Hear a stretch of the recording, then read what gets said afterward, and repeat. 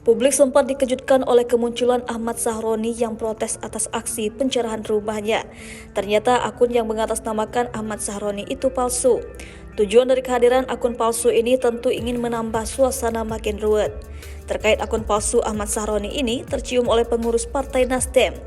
Partai binaan Surya Paloh ini pun menegaskan akun X bernama Sahroni Berdikari adalah akun palsu alias fake account.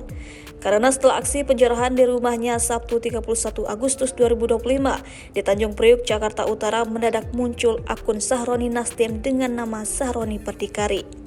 Ia menuliskan tanggapan tentang penjarahan hingga menegaskan akan membawa kasus tersebut ke hukum.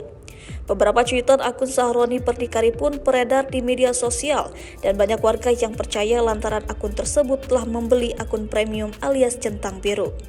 Nyatanya akun dan semua cuitan yang seolah-olah dirinya adalah Ahmad Sahroni adalah akun palsu.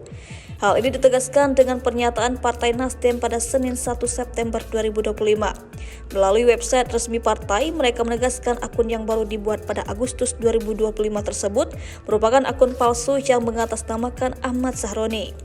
Fraksi Partai Nasdem DPR RI menegaskan bahwa akun X bernama Sahroni Berdikari adalah akun palsu yang tidak memiliki keterkaitan apapun dengan Ahmad Sahroni.